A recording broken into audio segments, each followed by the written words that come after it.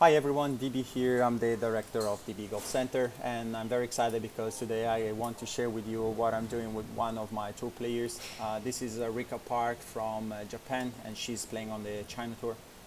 Due to the COVID, I cannot travel to Japan, but you can see that due to the technology, nowadays we are able to run very good session online. On the right side is during one of the session that I'm running with her on the studios. You can see that there is a force plate and force side and the 3D system. On the left side instead is during a range session when we're trying to achieve what we have seen during our session on the studio. When I started working with her about a year ago, she was complaining on inconsistent ball flight. So sometimes the ball was curving towards the left and sometimes towards the right. So she wasn't basically having an entire, like a stock shot.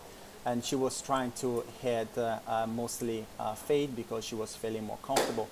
But right now we decided to shift more towards the draw.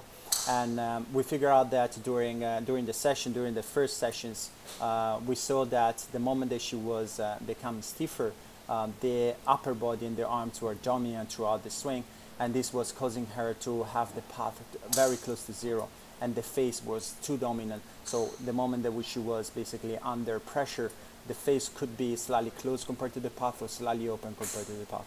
So you can see on the left side that the exercise that we decided to work together, it was basically to engage the pelvis more, to feel that the pelvis is the trigger on the backswing and also on the downswing. So this allows her to feel the entire chain working together, so the kinematic sequence is better. And also, I'm going to show you in a second on the right side how the kinetics change. So the kinetic now is much more in sequence, and the peaks are pretty good, even though the vertical force now is something that is our next goal to change. So this is I call it dynamic motion slash fish motion, because allows her to feel that the pelvis is the trigger, so starts before, following by the upper body, following by the arms. And this also is the same sequence on the downswing. So in transition, she feels that this little squat on the with the pelvis, followed by the upper body motion and then the arms.